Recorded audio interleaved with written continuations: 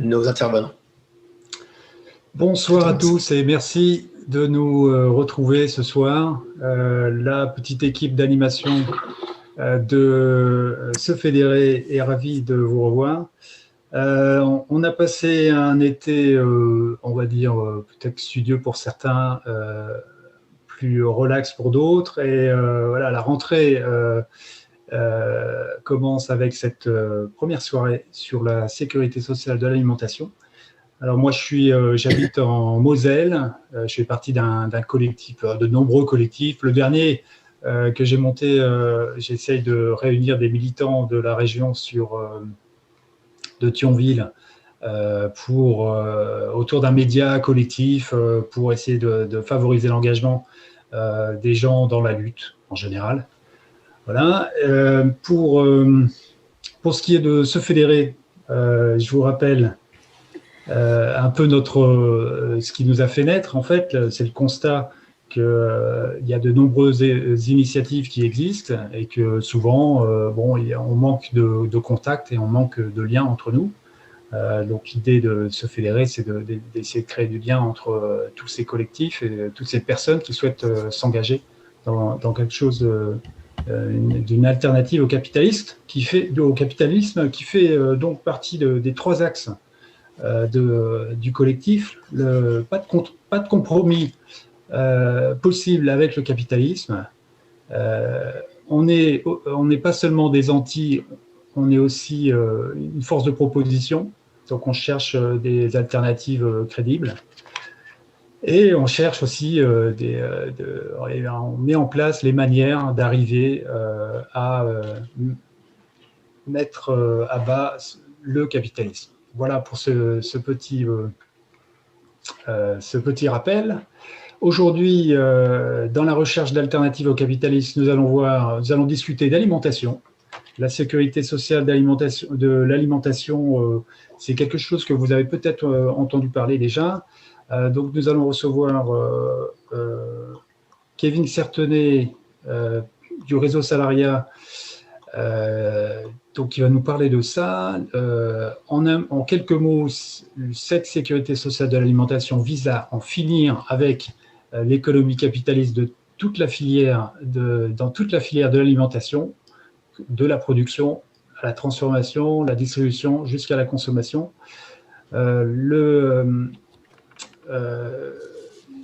Cette idée est travaillée au sein d'un collectif dans lequel nous trouvons le collectif Démocratie alimentaire de Dominique Paturel, qui sera notre première intervenante, un collectif de recherche donc, qui traite essentiellement de démocratie dans cette idée de sécurité sociale alimentaire.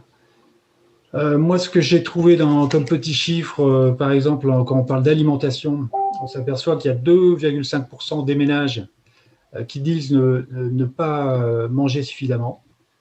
On trouve aussi 19,3% des personnes qui n'ont pas eu les aliments qu'ils souhaitaient. Comme chiffre, j'ai également trouvé que le recours à l'aide alimentaire avait doublé de 2009 à 2017. Donc après la crise de 2008, et on peut imaginer que ça s'est aggravé depuis. Et il y a aussi ce chiffre qui m'a interpellé de 5 millions d'individus qui n'ont pas recours à cette aide alimentaire pour des raisons diverses.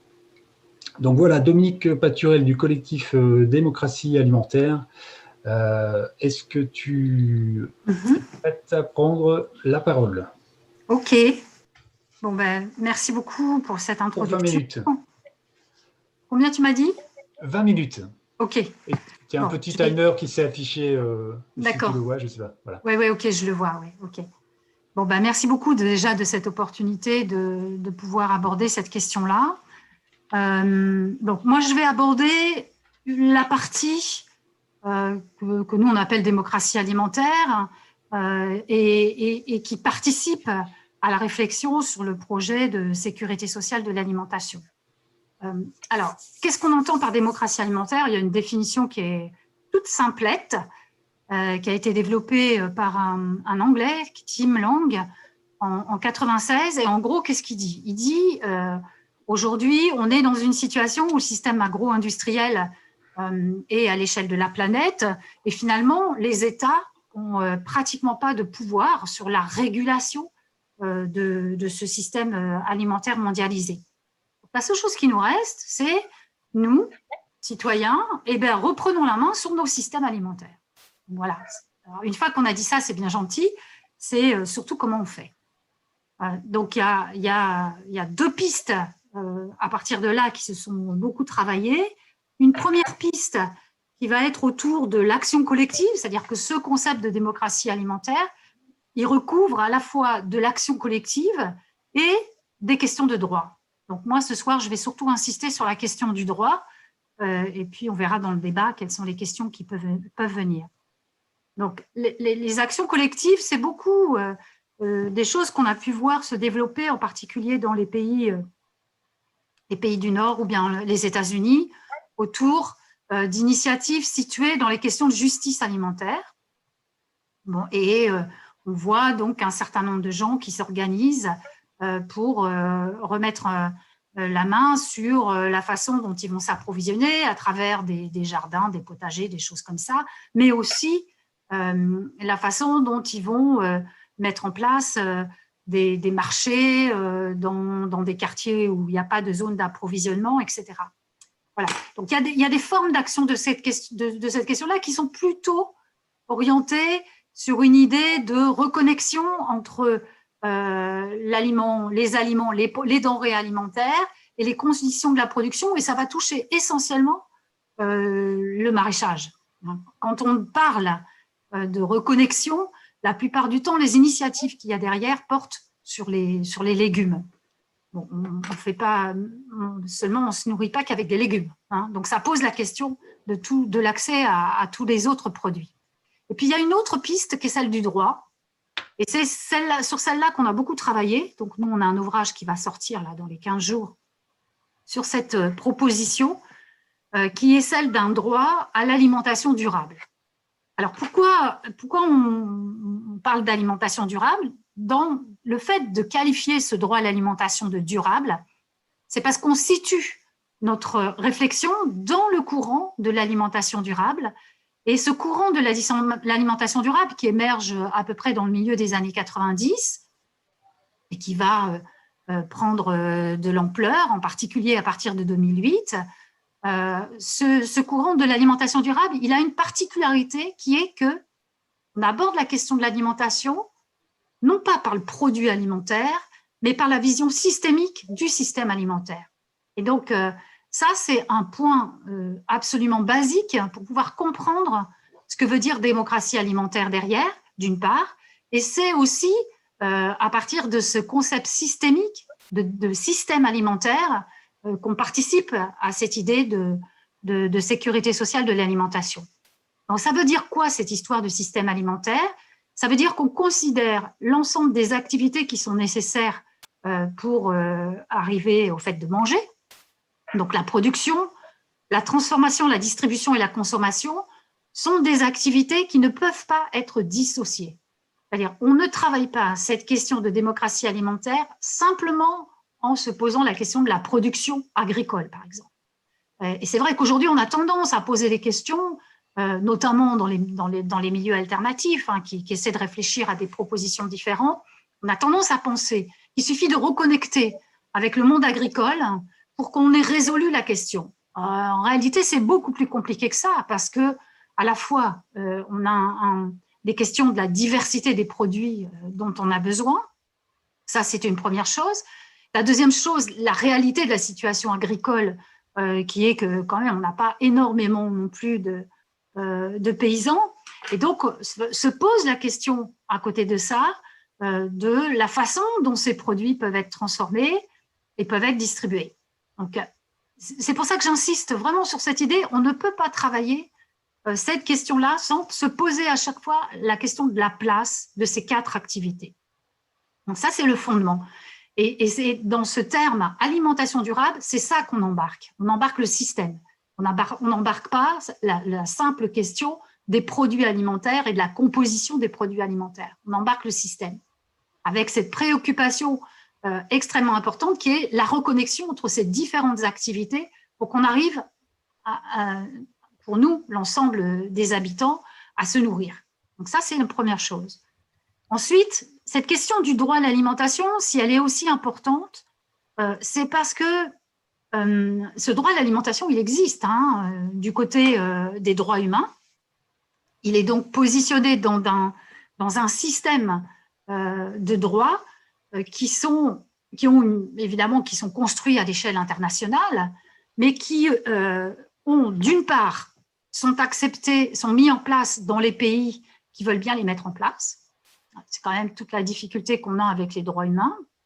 Et donc, ce droit à l'alimentation, dans des pays comme les nôtres, il n'existe pas, et en particulier en France, il n'existe pas dans son effectivité, même si la France a ratifié les protocoles qui concernent ces droits en général, et ce droit en particulier, parce que dans les pays du Nord, il y a cette idée qui est que le droit à la santé est supérieur au droit à l'alimentation. Donc, on va retrouver finalement cette idée d'assujettissement d'un droit à l'alimentation durable à cette question de santé. Bon, d'ailleurs, nous, on est dans un pays qui pose des questions d'alimentation beaucoup du côté de la santé, ce qui peut, en même temps, poser des difficultés à partir du moment où on fait le choix de l'inscrire dans ce modèle de la sécurité sociale. Donc, ça fait partie des précautions sur lesquelles il nous faudra travailler pour faire en sorte que cette question de l'alimentation ne soit pas traitée au titre d'un problème de santé seulement. Ça fait partie des éléments qui permettent de poser des questions de santé, mais ce n'est pas seulement ça, la question d'avoir accès à une alimentation durable.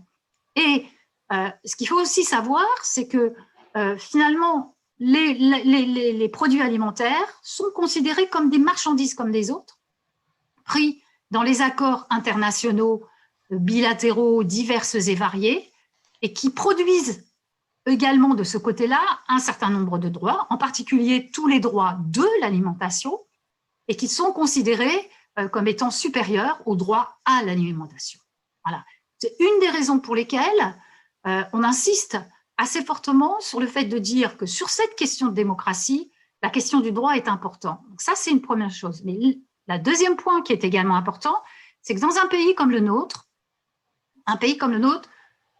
donc qui s'affiche comme étant une démocratie, c'est une démocratie qui fonctionne aussi par le biais de la loi qui est discutée au Parlement et qui va ensuite être prise en acte par tout un tas de décrets et mise en place par le biais en particulier de politiques publiques.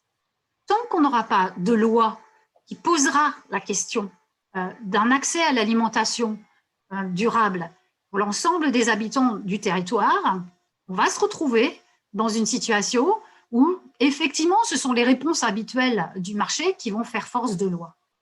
Et la seconde chose qui est extrêmement importante, c'est que dans les pays du Nord, et la France en particulier, la réponse au droit à l'alimentation, c'est de proposer l'aide alimentaire.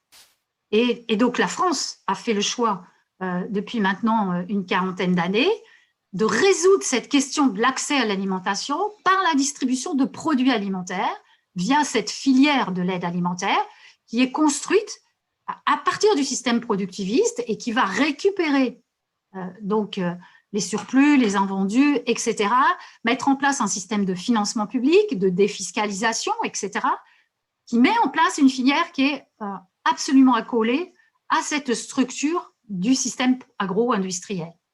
Donc, on voit bien que, si je caricature un peu les choses, c'est plus il y aura de production, plus il y aura de produits pour l'aide alimentaire. Et vous voyez bien que on peut se retrouver coincé dans un truc très, très facilement, comme c'est le cas en ce moment, après, dans cette période de post-confinement, où on a une partie de la population qui bascule dans des situations de précarité ou de pauvreté, et en particulier, et si elle bascule, en particulier, c'est parce qu'il y a un problème de revenus économiques.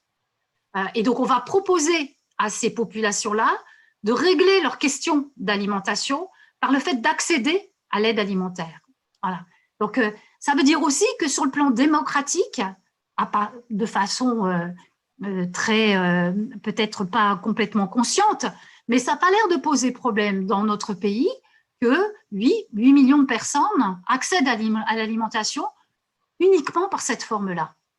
Bon, c'est une des raisons pour laquelle nous, on fait une différence fondamentale avec cette histoire de droit à l'alimentation entre quelque chose qui serait du ressort de l'aide, et on peut imaginer qu'il y ait un certain nombre de gens pour lesquels on n'ait pas d'autre solution, mais c'est peut-être 500 000 personnes, mettons 800 000 personnes, mais c'est en tout cas pas 8 millions de personnes, ça certainement pas.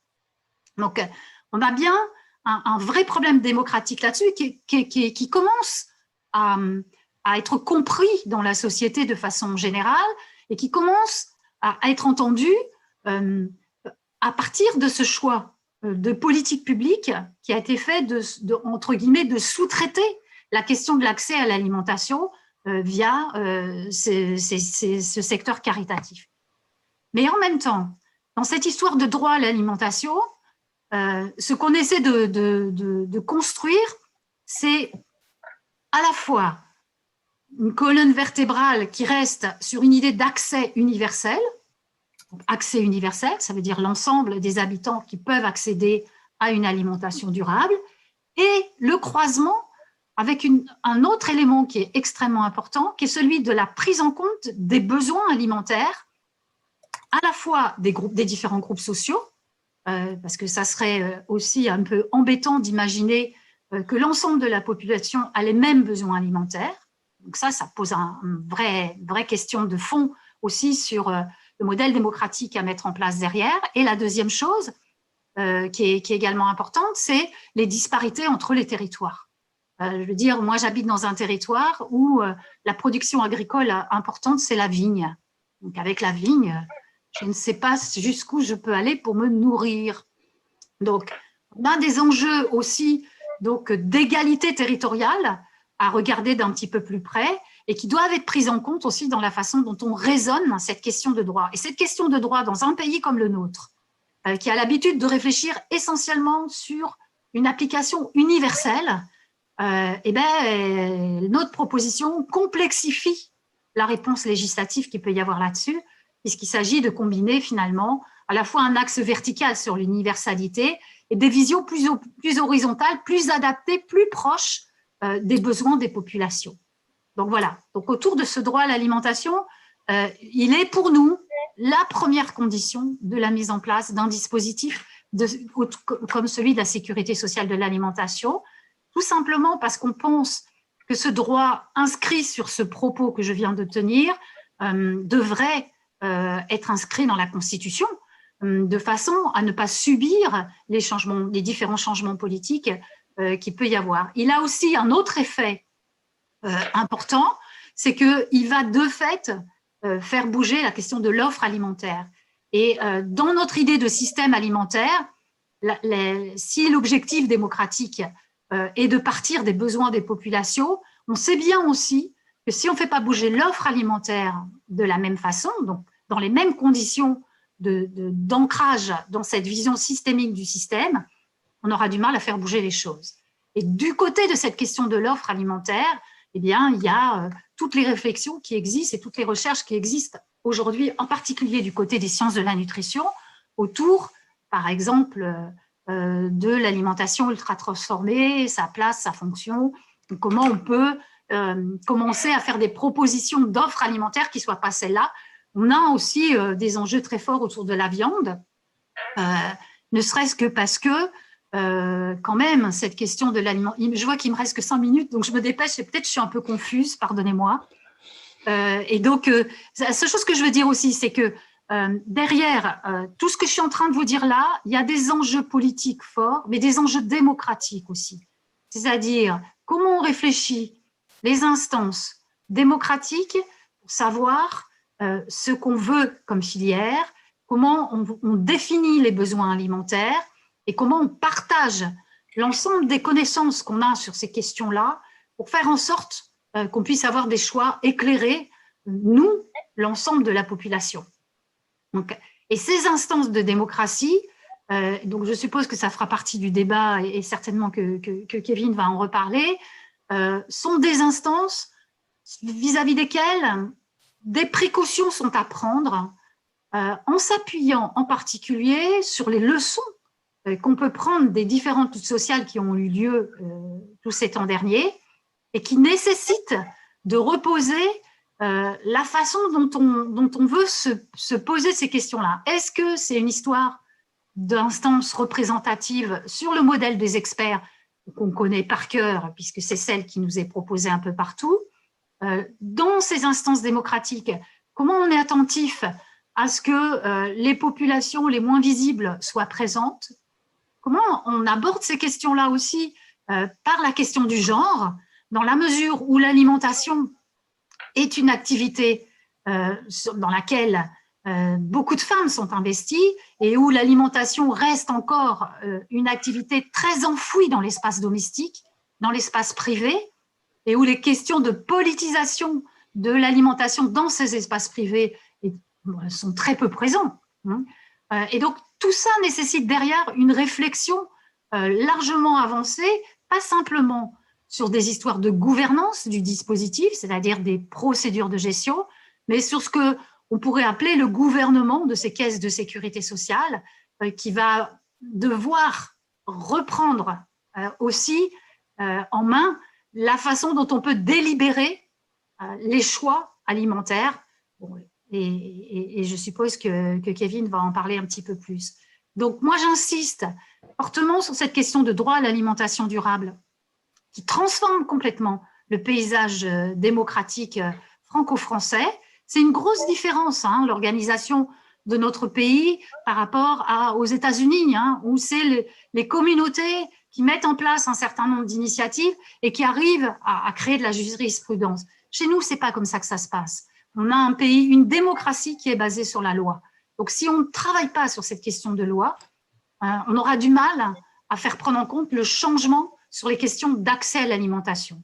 Et dernier point sur lequel je réinsiste, le droit à l'alimentation tel qu'il existe aujourd'hui, ce n'est pas le droit qui consiste à distribuer de l'aide alimentaire et ce n'est pas donc une simple idée de droit à être nourri par un dispositif de cet ordre-là.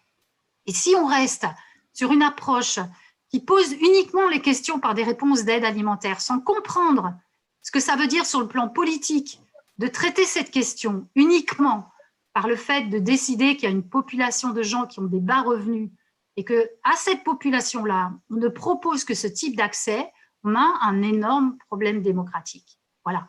Et donc, c'est un peu le fondement de la réflexion pour pouvoir aller vers une proposition qui serait celle d'une sécurité sociale de l'alimentation. 2 minutes 17 avant la fin.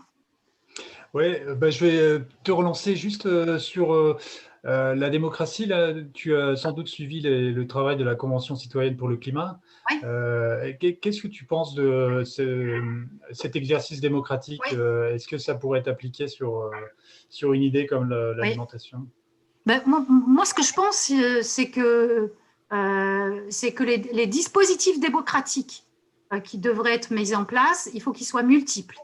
C'est-à-dire qu'il peut y avoir une forme comme celle de la Convention pour le climat.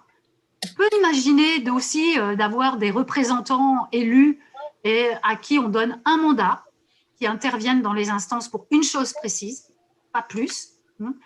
Et on peut aussi imaginer de travailler avec des groupes, je sais pas, des groupes de pairs, PAIRS, des gens qui ont les mêmes intérêts, les mêmes questionnements, voir comment ces groupes, à certains moments donnés, se mixent avec d'autres groupes. Je veux dire, on a plein de processus sur lesquels on a beaucoup travaillé, en particulier dans le travail qu'ont engagé les Gilets jaunes, qui nous permettent de dire qu'aujourd'hui, on a d'autres dispositifs que le simple dispositif de la représentation par les experts. Avec, j'insiste aussi, cette question de la division par le sexe, et également à prendre en compte, en sachant que nous, on est aussi dans un pays qui fait le choix de la parité, et la parité, c'est problématique aussi en soi, dans la mesure où ça va empêcher de poser les rapports de classe en particulier. Parce que ça, je ne l'ai pas dit, mais s'il y a bien un marqueur de classe, c'est bien l'alimentation, justement. Donc, c'est comment on travaille avec toutes ces variables-là. Il n'y en a pas qu'une seule, il y en a plusieurs, et il y a plusieurs formes de délibération qu'on peut mettre en place pour pouvoir avancer sur ces questions-là. Donc celle-là, celle dont tu viens de parler, mais il y en a d'autres. Nous, on a travaillé avec des processus différents et qui sont vachement intéressants aussi. Il faut évidemment que ça se concrétise après, pas comme ce qui s'est passé avec la Convention pour le climat. Ouais, on est bien d'accord. On voit que ça a été enterré. Voilà. On est bien d'accord. Donc, maintenant, on va passer à notre second intervenant, Kevin Certenay. Alors, Mehdi, tu avais quelque chose à ajouter? Oui, on a reçu un… Alors déjà, merci Dominique. On a reçu 2-3 documents de la part de Kevin, notamment un schéma pour représenter voilà, comment Kevin voyait la mise en place d'une sécurité sociale alimentaire. Voilà. Est-ce que Olivier, tu peux afficher le… Je peux l'afficher tout de suite. C'est nécessaire? Vous voulez que j'affiche tout de suite, Kevin? Non, on parlait du document, ou si tu l'as pas sous la main, on peut… Non, je l'ai, mais je peux l'afficher. Je pensais pas que c'était tout de suite, mais si Kevin me donne le go, c'est parti, je l'affiche. C'est possible En fait, je vais faire une présentation en 5 points, avec constat, question, et à chaque fois ce que pourrait apporter la sécurité sociale de l'alimentation. Et donc, c'est possible de l'afficher à ce moment-là, ou de le laisser pendant l'intervention. Ok, bon, on l'affichera peut-être après. On l'affichera à votre signal, alors. Ouais, voilà. Ok, merci. Eh bien, voilà, merci beaucoup. Merci beaucoup pour l'habitude de cet exercice. Donc, voilà. Merci beaucoup pour cette invitation et proposition. Et donc, voilà, je ne vais pas refaire le point d'où je parle, puisque dans l'invitation à cette soirée, il y avait une présentation. Voilà, à titre personnel, je suis aussi en projet d'installation pour être paysan. Voilà.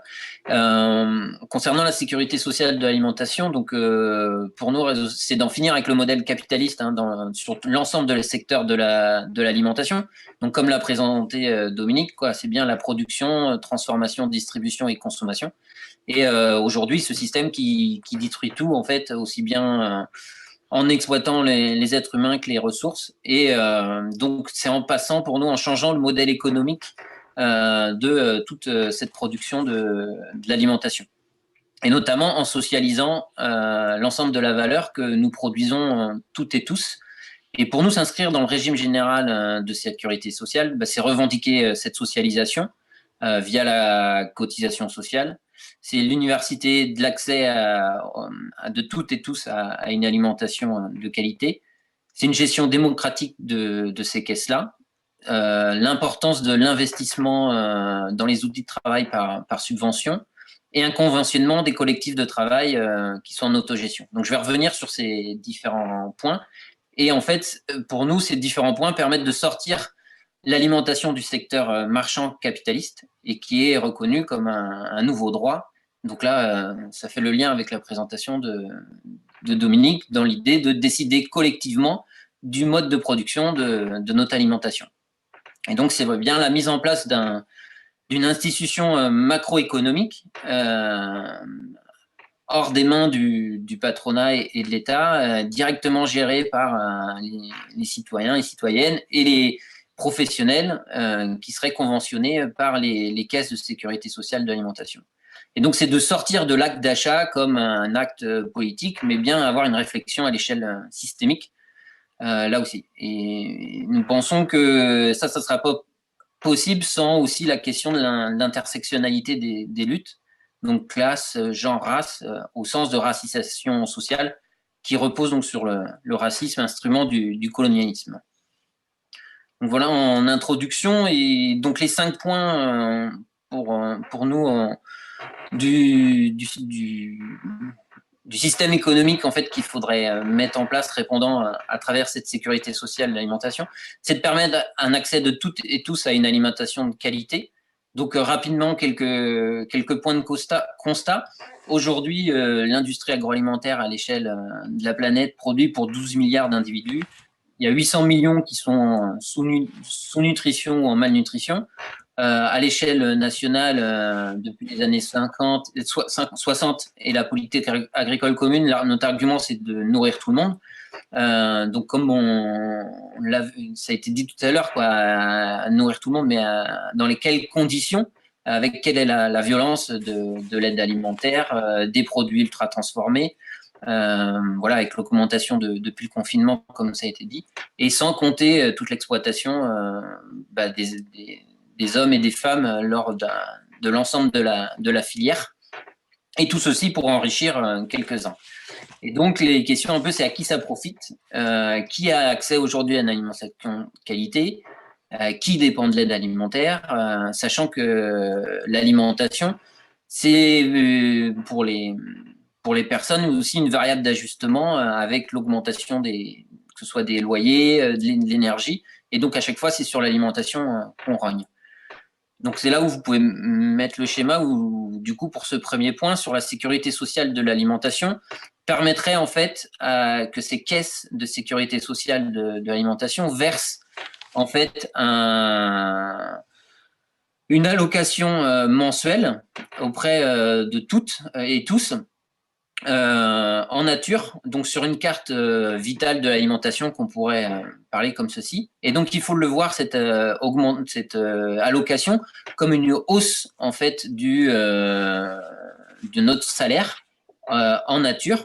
Et donc, cette hausse, elle permettrait de mettre en place un secteur marchand non capitaliste, puisque cette carte vitale serait uniquement utilisable auprès des collectifs de travail conventionnés de la filière, aussi bien dans des lieux de distribution que directement chez les agriculteurs.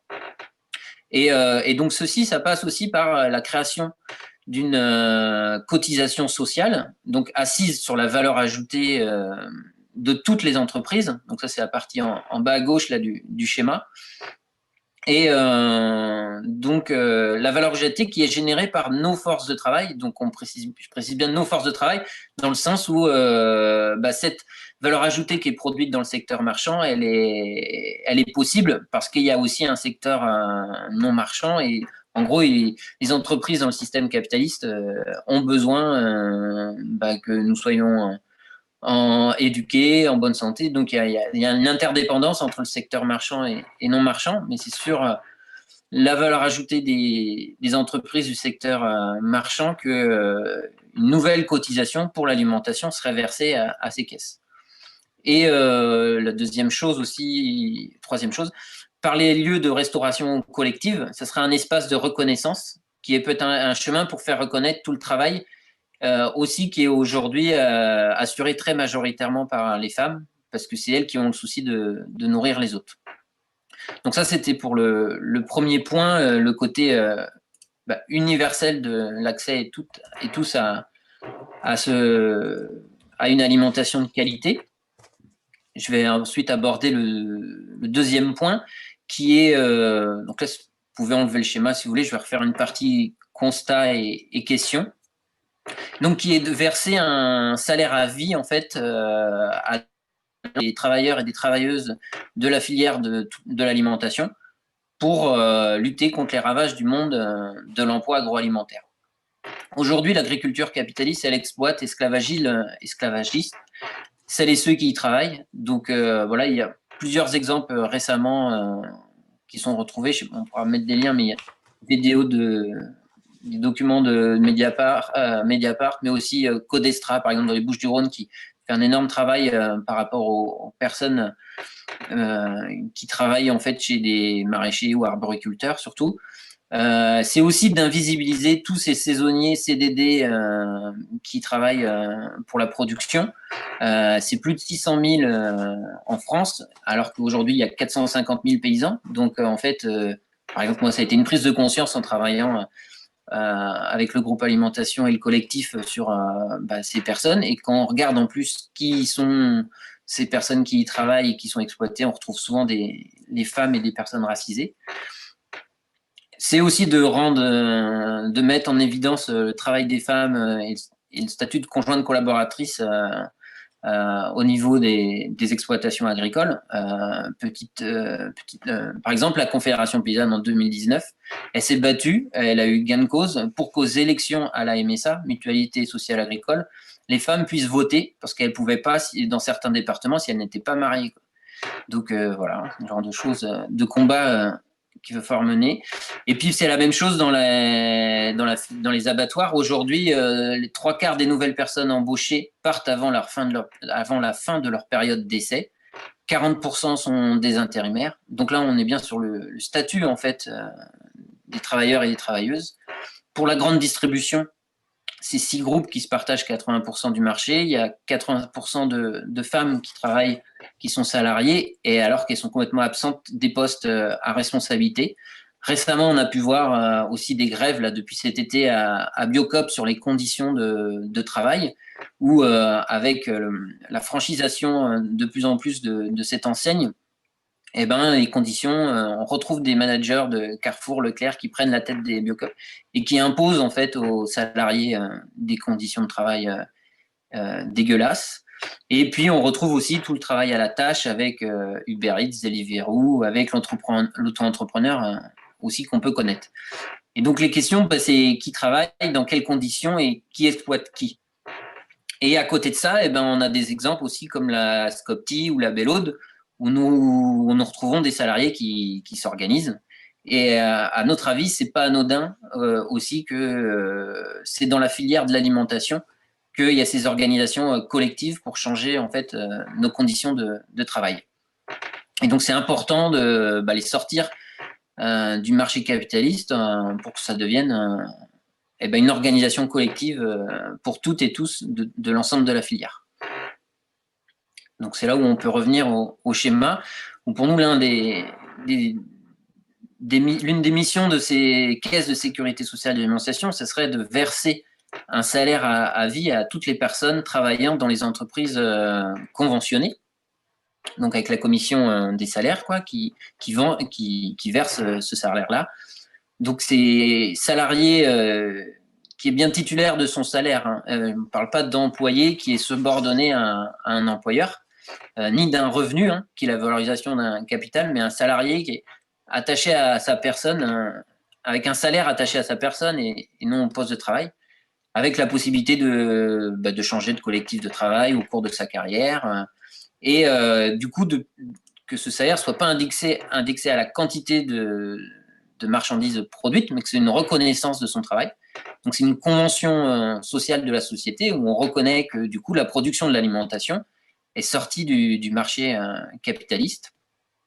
Et donc ça, pour nous, c'est un point important à résoudre, puisqu'on pense qu'en fait la revendication en fait des prix rémunérateurs est une fausse bonne revendication, dans le sens où ça pousse toujours à faire toujours plus, avec toutes les questions de disparité géographique, et ça nous divise la classe paysanne entre on va se battre pour le prix du litre de lait, ou prix de tel légume, ou de telle viande, etc., au lieu de se constituer en classe.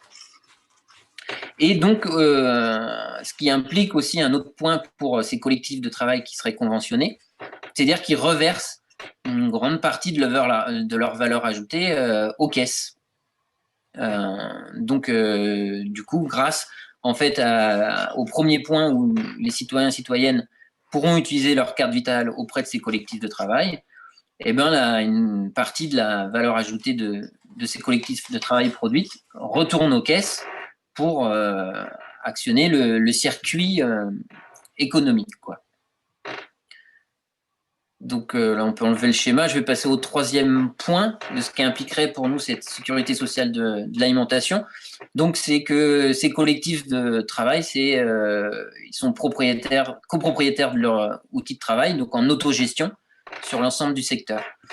Donc, en termes de constat, aujourd'hui, l'accès au foncier est un enjeu crucial. La question de la propriété aussi autour du vivant, notamment à travers les semences, OGM, etc., mais aussi les animales, et aussi animales, est vraiment plus que problématique.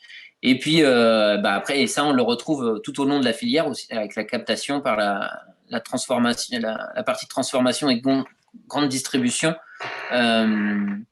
de la captation des profits. Et on a pu bien le voir pendant le confinement, là, comment ils se sont fait le chou gras, en fait, la grande distribution à ce moment-là. Et donc, la question, c'est qui possède l'outil de travail. Et donc, dans l'idée, pour nous, un des critères, c'est là où on peut remettre le schéma, un des critères de la sécurité sociale d'alimentation et du conventionnement serait directement lié à la copropriété de l'outil de travail par les collectifs de travail conventionnés. Donc, ça veut dire que c'est la fonction collective du travail qui est pour nous aujourd'hui, par exemple, si je prends encore l'exemple des paysans, où c'est un mythe d'être indépendant, quand on est toujours dépendant en fait vis-à-vis de ce qui nous entoure, que ce soit aussi bien en amont qu'en aval par rapport à là où est-ce qu'on peut s'approvisionner ou vendre. Et donc voilà où en fait aussi bien que ce soit les labos de transformation, les légumeries, les épiceries, les lieux de distribution seront copropriété d'usage de ceux qui y travaillent. Et donc c'est pour ça qu'il y a une part de la valeur ajoutée de ces collectifs de travail qui seront conservés au sein de ces collectifs pour la partie autofinancement. Et c'est là où les salariés gardent un pouvoir sur comment est-ce qu'ils souhaitent faire évoluer leur outil de travail. Et donc tout ça, par rapport à cet outil de travail, ça nous pose au 4e point, qui est aussi la question de l'investissement. Donc comment est-ce qu'on investit dans ces nouveaux outils de travail, donc pour sortir de l'endettement et se passer des banques et des actionnaires. Donc là, pareil, on peut enlever le schéma. Du coup, en termes de constat, là, c'est toujours, voilà, dans le système qualité, c'est toujours le critère de réussite, c'est le toujours plus, déjà toujours plus grand, toujours plus de rendement, qui produit la mécanisation, qui produit en fait à chaque fois plus d'endettement parce qu'il faut y aller. Pour la transformation, c'est pareil. Je vois des abattoirs à proximité de chez moi où ils sont rendus à plus de 700 salariés, là où il y avait des unités avant autour de 60, 80 personnes. Et la politique agricole qui favorise toujours ce modèle agro-industriel. Et à côté de ça, il y a aussi par exemple, 3/4 des paysans de la Confédération paysanne qui sont pour une agriculture paysanne, qui produisent pour 10% de la population. Donc ça, on s'interroge aussi du coup sur qui a accès à quoi et comment cette alimentation de niche, entre guillemets, ne deviennent plus des niches, mais comment est-ce que, ni marginales, mais comment est-ce qu'elle est étendue à toutes et à tous. Et donc, ça pose la question de qui a la main sur l'investissement. Et pour nous, Réseau Salariat, on peut remettre le schéma. C'est pour ça qu'on propose qu'une partie de la socialisation de la valeur produite par tous et par toutes serve à l'investissement par subvention. C'est-à-dire que dans différentes propositions qu'il y a autour de 150 € par personne et par mois sur la carte vitale. Nous, actuellement, on est plutôt sur une réflexion autour de 100 € par personne et par mois pour pouvoir garder une cinquantaine d'euros, l'équivalent de 40 milliards d'euros sur une année pour investir dans ces nouveaux outils de travail qu'il va falloir mettre en place. Et donc, un investissement qui aura lieu par subvention. Donc là, si je fais un petit lien par rapport au régime général de sécurité sociale, qui était mis en place en 1946, où en fait il y a eu une hausse de cotisation jusque dans les années, notamment dans les années 60, ce qui a permis la construction des CHU, des centres hospitaliers et universitaires. Donc voilà, on voit bien qu'il y a eu du temps entre 46 et la construction de ces hôpitaux. Donc il y a la question de la durée. Aussi dans comment est-ce que ces différentes propositions, mesures pourraient se mettre en place. Et donc, du coup, là, avec une reprise en main ça a été possible puisque jusqu'en 1967, le régime général était géré à 75% par des représentants des syndicats. À partir de 67, où il a été à 50% entre patronat et syndicats de salariés. Et du coup, il y a tout le temps un syndicat qui se met du côté du patronat. Et du coup, on voit ce que ça donne par la suite, quoi. Et c'est bien ce côté, c'est bien à cet endroit-là que l'État et le patronat nous a attaqué dans le sens sur la gestion des caisses avant de récupérer en fait le pouvoir, l'argent. Mais c'est bien sur le pouvoir de qui décide qui est important, quoi. Et donc, pour faire cette transition du modèle de production, nous pensons que c'est indispensable cette partie investissement. Et donc, on peut enlever le schéma. Je vais aborder le 5e point. Je ne vois pas combien de temps il me reste. Mais, 1 minute 40. 1:40 Ok. Donc, le dernier point, merci. Le dernier point, c'est sur mettre en place une véritable démocratie alimentaire. Hein. Donc, en mode... moi, je vais un peu aller plus vite, du coup. En gestion par l'ensemble des habitantes et des professionnels. Donc, voilà, dans le schéma, vous avez peut-être pu vous apercevoir qu'il y avait des pourcentages. Voilà, il y a encore plein de questions sur voilà, comment est-ce que ça se passerait, la partie de comment aussi on décide collectivement de ces habitantes et de ces professionnels conventionnés qui géreraient ces caisses, avec les missions de définir les critères de conventionnement, de verser les salaires à vie, de faire le choix des investissements et comment les caisses locales seraient en lien les unes avec les autres. Enfin voilà. Et à titre personnel, plus creuse la réflexion sur cette sécurité sociale de l'alimentation et de ne pas retomber dans par exemple avec ce qui se passe par rapport aux médicaments et Sanofi ou autres, où en fait l'un des enjeux, c'est pas de créer un marché en fait solvable pour le système capitaliste. Donc la question de plus en plus que je me pose, c'est jusqu'où en fait pousser le conventionnement, parce que par exemple si on décide de construire une épicerie, il ne s'agit pas que ce soit Vinci qui se récupère en fait la construction de cette épicerie là. Et donc ça ouvre la fenêtre. Comment est-ce qu'on crée en fait une sécurité sociale du bâtiment ou du logement, pareil pour la question de l'énergie. Et si on veut créer une nouvelle cotisation en fait pour l'ensemble des entreprises de 8% en ce qui concerne l'alimentation sur les budgets présentés actuellement, eh bien c'est comment est-ce que les uns et les autres dans chacun de nos secteurs nous réfléchissons en fait à la création de nouvelles sécurités sociales avec comme base commune notre histoire des conquêtes ouvrières que l'on a sous nos yeux, quoi. Merci. J'espère que je n'ai pas trop débordé. Merci Kevin. Non, c'est parfait. Ouais. J'ai un petit écho. Je ne sais pas. Oui, cette idée, elle est pleine de sens. Ça résonne beaucoup de trucs. Je ne sais pas si... Voilà, un peu mieux. J'ai coupé le son de Kevin parce qu'apparemment, c'était de son côté que ça... Ah d'accord, j'espère. Oui, mais il ne nous entend plus alors. Il nous entend, mais il ne pourra pas répondre directement. Ah oui, d'accord. Oui, tu as coupé le micro. Oui, ça a plein de sens. Aujourd'hui, c'est vrai qu'on est dans une situation, c'est le consommateur qui fait des choix sur ses achats et qui oriente, enfin on espère qu'il va orienter la production, mais on sait que c'est pas le cas. En tout cas, j'avais juste une petite question. Je crois que pour moi, tu as été coupé quand tu as parlé du montant que tu voulais. Vous parlez de 150 €, puis tu t'es corrigé. Et ensuite, si tu as une idée de ce que ça représenterait dans votre idée, le montant de la cotisation qui permettrait de financer ce système. Là, c'est bon, vous m'entendez? Oui.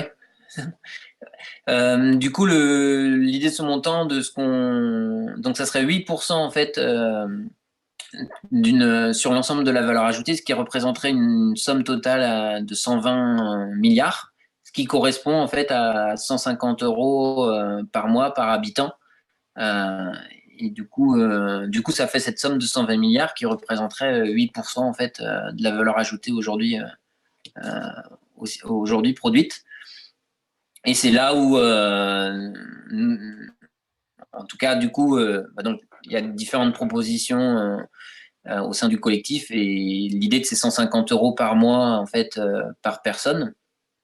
Et là où nous, à Réseau Salariat, on est un petit peu en dessous de 100 € par mois parce qu'on estime qu'en fait, il n'y a pas assez en fait, de production d'alimentation sur l'ensemble de la filière, hein, avec pour ne pas que ce soit capté en fait par le système capitaliste et pour pouvoir mettre en péril en fait la production capitaliste aujourd'hui, c'est de pouvoir en fait faire un appel d'air en fait avec ces 100 € par mois par habitant. Et dans l'idée que derrière, eh ben, pourquoi pas, en fait, les salariés de chez Carrefour ou de Leclerc se disent bah, et ça va être une perte tellement sèche en fait pour la grande distribution que les salariés vont se rebeller contre leur patron pour vouloir être conventionnés. Et à ce moment-là, on pourrait imaginer qu'ils le deviennent à partir du moment où ils deviennent copropriétaires de leur outil de travail. D'accord. Mehdi, tu avais quelques questions, je crois. Alors, on a quelques questions dans le chat. Donc, merci pour les questions. Alors, effectivement, c'est des questions qui étaient pendant l'exposé de Dominique. Donc, je pense qu'il y a peut-être des réponses qui ont été apportées par Kevin, mais voilà, je vous laisse y répondre. Donc, de la part de Marine, y a-t-il des pays où ce droit est déjà pris en compte, des pays européens, et si oui, comment est-il appliqué et qu'est-ce qui se fait déjà chez les autres? Est-ce que vous avez une réponse à celle-là? Ah, on ne t'entend pas, Dominique.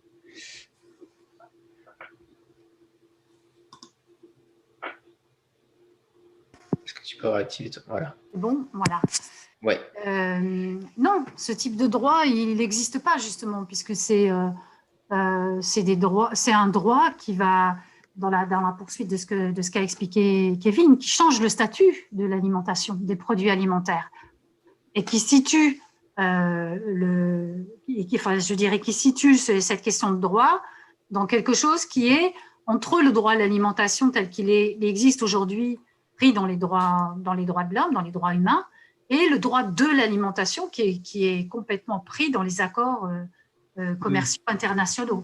Donc non, c'est une nouvelle génération de droits qui change le statut de l'alimentation, qui le sort de ce statut de marchandise comme une autre.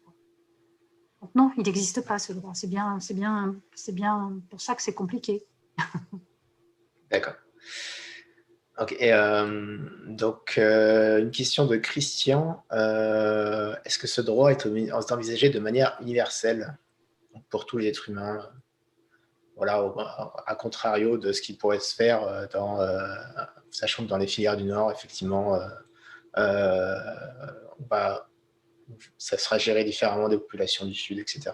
Donc, est-ce que c'est envisagé de manière universelle? Voilà. Alors, je peux pas répondre oui ou non, hein. Parce que j'ai pas pu peut-être tout développer sur cette vision de la démocratie alimentaire, mais un des fondements aussi de cette démocratie, c'est comment on prend en compte l'ensemble des préoccupations des différents groupes sociaux. Moi, je dis groupes sociaux parce que ça va être un terme qui va être finalement au carrefour de la question de genre, de la question de classe, etc. Et il est bien évident que les circuits économiques qui vont se mettre en place à partir de ce dispositif politique de sécurité sociale de l'alimentation ne peut pas se mettre en place sans prendre en compte ce qui va se passer ailleurs. Je veux dire, moi, je pousse l'idée jusqu'à dire cette histoire de droit à l'alimentation durable qui vient donc à appuyer cette sécurité sociale de l'alimentation. Moi, dans mon esprit, c'est par exemple à l'échelle européenne que je réfléchis. Je vois mal comment on pourrait mettre en place un dispositif de cet ordre-là dans notre pays. Par exemple, moi, j'habite le sud de la France sans me préoccuper de ce qui se passe avec les Espagnols. Voilà. Et de la même façon que ces caisses de sécurité sociale vont conventionner avec un certain nombre d'acteurs, à chaque fois, la préoccupation de l'égalité entre les territoires va être apposée. Ce qui veut dire que, de fait, dans ces questions-là, on embarque le souci des autres. Donc, le souci des autres pays, le souci des autres continents, etc. Et je veux dire, et si cette réflexion-là, elle est absente du projet démocratique, franchement, on ne va pas changer grand-chose. Donc, c'est aussi dans les processus de pensée qu'on va avoir sur cette installation démocratique, dans la façon dont on va le réfléchir, qui peut changer les choses, quoi. Et cette façon de réfléchir, mine de rien, ça peut paraître être juste une histoire de vocabulaire, mais c'est plus que ça. C'est vraiment une façon de réfléchir la démocratie de façon concrète et à la fois dans cette vision macroéconomique telle que l'a exposé Kevin. On n'avancera pas si on ne réfléchit pas ces différentes dimensions en cherchant comment on les articule à chaque fois.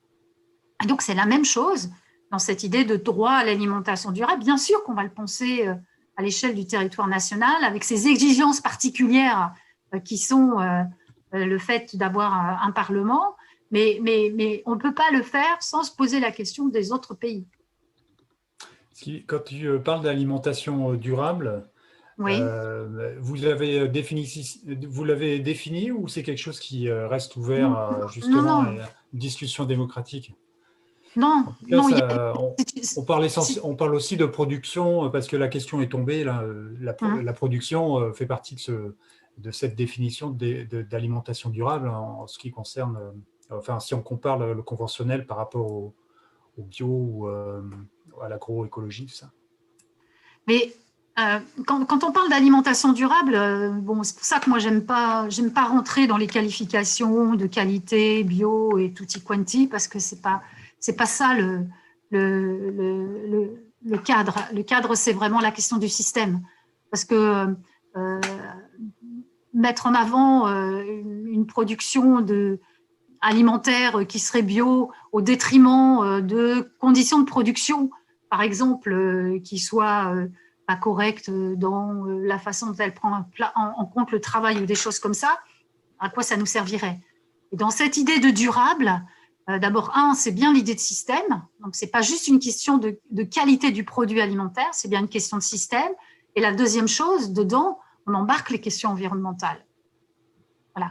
Et donc, comme je ne peux pas expliquer, détailler, parce que ça demande rien que du temps en tant que soi, c'est la qualification alimentation durable qui embarque tout ça.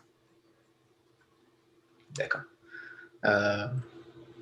C'est très intéressant, effectivement, d'entendre parler d'un peu plus de pragmatisme dans la vision de la production.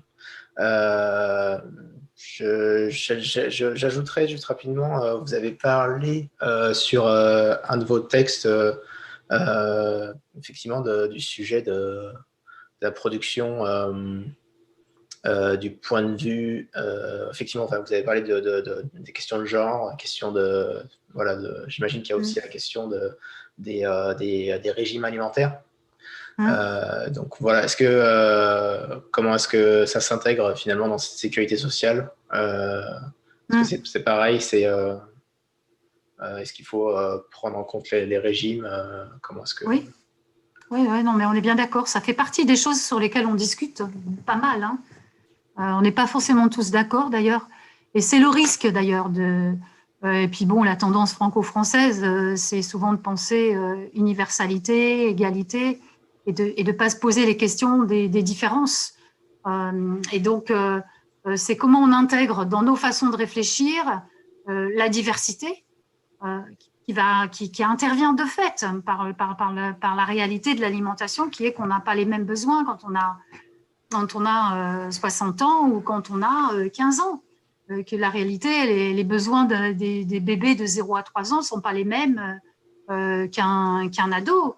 Bon, donc, ça veut dire que ces questions-là, elles sont importantes à prendre en compte. Mais ça ne veut pas dire qu'il va falloir avoir des réponses segmentées. C'est bien parce qu'on va être en capacité de faire bouger l'offre alimentaire par une diversité de propositions qui prendra en compte, évidemment, les questions environnementales. Il ne s'agit pas de reproduire ce que le marché nous propose déjà. Mais en tout cas, qui va ramener aussi de la possibilité d'accéder à ce qu'on a envie de manger, en sachant quand même que on est en train de vivre 50 ans d'histoire qui nous ont conduit à une consommation de masse et à considérer l'alimentation comme étant une variable d'ajustement dans les budgets, etc. Donc, je veux dire, la question de la transition là-dessus, elle est super importante. Et elle ne va pas évoluer cette question de la transition uniquement par la prise en compte de la demande. Elle va évoluer aussi parce qu'il y a des choses qui vont se travailler du côté de l'offre. Et là-dessus, par exemple, c'est tout le débat qu'on a sur la question en particulier de ce que nous disent les sciences de la nutrition sur les besoins alimentaires, qui nous disent il faut moins de viande, il faut plus de légumes, il faut des légumineuses, il faut tout un tas de choses comme ça. Bon, et même ces questions-là sur le plan nutritionnel, elles sont à discuter. Elles sont à discuter parce que qu'est-ce qu'on fait aujourd'hui par rapport à la viande, par exemple, qui est un marqueur social extrêmement important quand on a 60-70% de la population pour lesquels manger de la viande tous les jours, c'est super important. Et pas simplement pour des histoires de goût, mais aussi parce que socialement, ça a du sens. Et que la viande, c'est ce qui vous permet, dans l'espace social, de penser que vous n'êtes pas complètement pauvre. Qu'est-ce qu'on fait avec ça? On décide comme ça du jour au lendemain qu'on mange de la viande 1 fois par semaine, 2 fois par semaine, et qu'en plus c'est de la volaille et pas du bœuf et pas ceci et pas cela. Donc on voit bien que toutes ces questions-là, elles ne peuvent pas se traiter comme ça non plus. Donc il va bien falloir qu'on réfléchisse aussi à des instances qui soient suffisamment démocratiques. Moi, je ne fais pas confiance à la vision démocratique telle qu'elle a existé jusqu'à maintenant par le biais de la représentation, que ce soit à travers les syndicats, que ce soit à travers les associations, que ce soit à travers les partis politiques. On a un problème démocratique assez fondamental qui a exclu une grande partie de la population. Donc non, il n'est pas question de faire confiance à ce modèle-là. Et il faut absolument retravailler les formes délibératives et les instances délibératives. C'est pour ça que je parle de ces caisses de sécurité sociale en disant on a un enjeu politique de gouvernement de ces caisses. Et ça ne peut pas être juste une réponse qui serait de décider que ça va se discuter entre des salariés du dispositif et d'autres personnes qui seraient des habitants. Non, c'est plus compliqué que ça. C'est pour ça que je pense que la réponse, elle ne va pas être seulement sous une seule forme, qui serait par exemple des élus qui iraient représenter tout le monde à la caisse de sécurité sociale et qui prendraient les décisions. Non, je pense qu'il va falloir être sur des modèles certainement beaucoup plus complexes pour pouvoir faire en sorte que l'ensemble de la diversité des besoins et des populations soit présent. Et donc, ce système de sécurité sociale de l'alimentation, est-ce qu'il peut, dès à présent, être mis en place dans notre système capitaliste ou est-ce qu'il faut attendre de renverser la table pour le mettre en place? Kevin et Dominique, si vous avez une idée là-dessus. Je vais peut-être laisser Kevin d'abord répondre. En tout cas, pour moi, il y a déjà une partie en fait de la production qui est hors système capitaliste. Si on voit par exemple par rapport à ce qu'on appelle nos réseaux arias, souvent le déjà là à travers la reconnaissance du statut, que ce soit sur la production de soins, que ce soit des fonctionnaires ou certains statuts, et du coup c'est d'étendre en fait ça à l'ensemble des secteurs de production. Et donc si c'est possible de commencer par l'alimentation, parce que il y a un enjeu, allons-y quoi en fait. Donc voilà. Après ça posera toujours la question. Et là à mon avis c'est un point de vue stratégique. C'est on se situe sur la lutte de classe et du coup c'est comment est-ce que travail à créer le rapport. En 1946, ça n'a pas été 100% par les représentants des syndicats qui ont géré les caisses. Il y a eu un rapport de force qui fait que ça a été 75-25. Et en fonction en fait, du rapport de force de lutte de classe qu'on sera en capacité de mobiliser pour imposer cette sécurité sociale de l'alimentation aujourd'hui au secteur capitaliste, ça sera en fonction du contexte historique qui fera quoi. Et c'est comment est-ce qu'on y travaille pour aller vers ça, quoi. Et c'est là où j'essayais de finir en conclusion. Si c'est une nouvelle cotisation sur toutes les entreprises, ça veut dire que c'est les entreprises du secteur, que ce soit de l'audiovisuel, que ce soit du bâtiment, dans tous les secteurs, qui auront une cotisation. Donc c'est comment est-ce que travailleurs, travailleuses de tous les secteurs, on se sent concerné parce qu'on mange, mais aussi parce qu'on a envie de ce nouveau droit et de cette reconnaissance et qu'on y va en fait. Et donc voilà, bon, une fois qu'on a dit ça, comment ça va se passer? Bon, voilà, faut en discuter, y travailler, faire les liens, voilà. Je ne sais pas comment dire d'autre. Moi, je pense qu'il y a, par exemple, pour moi, sur la question de l'alimentation, la première exigence qu'on pourrait avoir, c'est celle de mettre au service de ce projet de sécurité sociale l'ensemble des politiques publiques qui existent déjà. C'est-à-dire qu'il y a déjà des choses. Il y a déjà des choses, il y a déjà des moyens. Si on citait la restauration collective tout à l'heure, bon, c'est pas forcément énorme comme levier, mais déjà, je veux dire, exiger que ça, ce soit au service d'un accès à l'alimentation, moi, ça me paraît le minimum, par exemple. Ça me paraît le minimum. Bon. Et de ce côté-là, on voit bien que on est dans des périodes où la question du rapport de force, on ne l'a pas, ça c'est sûr, mais en même temps, on pourrait l'avoir. Donc, parce que ça concerne l'alimentation, ça concerne la vie du quotidien, ça concerne tout le monde. Donc, il y a certainement possibilité d'arriver à travailler cette question-là sur un plan politique de façon beaucoup plus large. Mais un des obstacles, en gros, c'est ce travail peut-être de partage des connaissances qui doit se faire pour sortir de 50 années où on nous a fait quand même largement croire qu'on était libre de consommer ce qu'on voulait dans les supermarchés et autres, quoi. Et c'est vrai que pour plein de gens, c'est difficile de comprendre que non, il n'y a pas de liberté d'être un consommateur dans un supermarché. Tout un tas d'appareillages et d'outillages qui nous amènent là. Voilà. Donc la démocratie alimentaire, c'est ça aussi, quoi.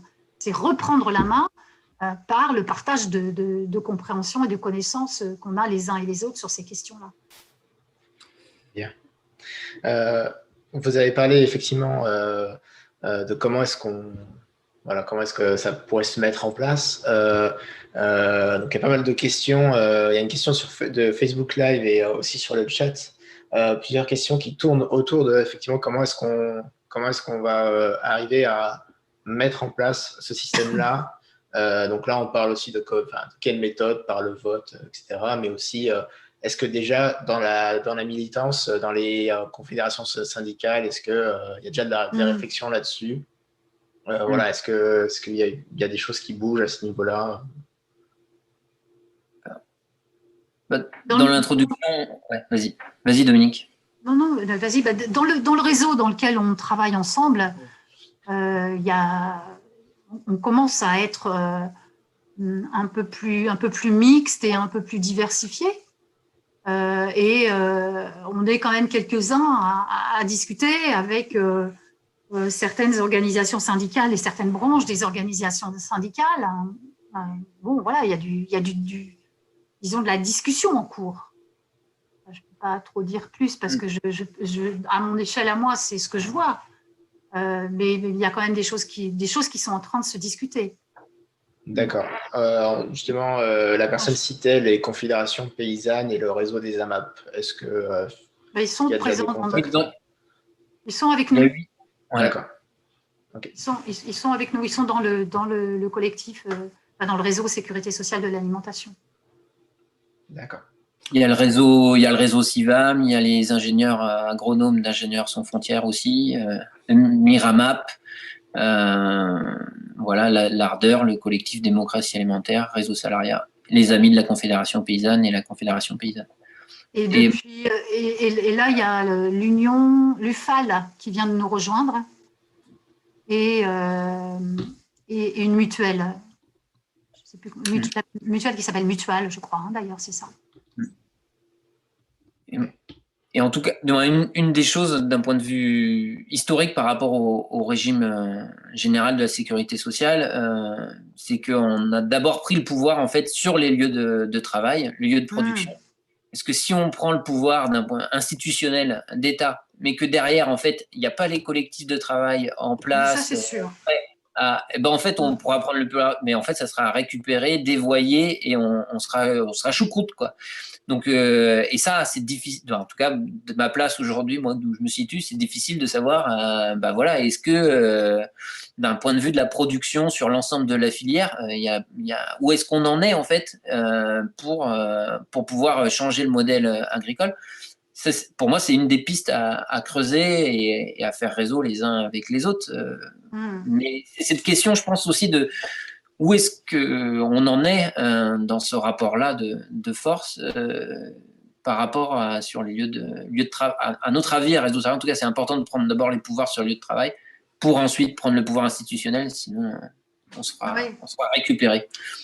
Oui, non, mais ça, c'est super important. Par exemple, en ce moment, on est dans un moment où on a une multitude d'initiatives autour de l'alimentation qui existent sur l'ensemble du territoire.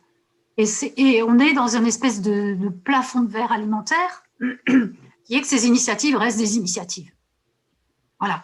Et il n'y a pas de mouvement de force, il n'y a pas de lame de fond, on pourrait se dire, sur l'alimentation. C'est quand même un super sujet et on voit bien que ça ne se construit pas. Voilà. On a des freins objectifs qui sont quand même vachement compliqués à lever. D'accord. Merci pour les réponses aux questions. Ça te va si je fais la transition? Du coup, oui, on a pris déjà 15 minutes de plus, effectivement, pour avoir plus de réponses aux questions. Donc, merci pour ces réponses. Ça a aidé à clarifier un peu le sujet. On va devoir passer à la pause.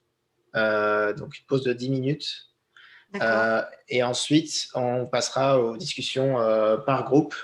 Donc, les personnes seront divisées par sous-groupe et ils pourront discuter pendant 30 minutes. Il faudra effectivement annoncer un rapporteur pour ramener restituer les questions en plénière. Et on fera 30 minutes de mise en commun en plénière. Voilà. Merci.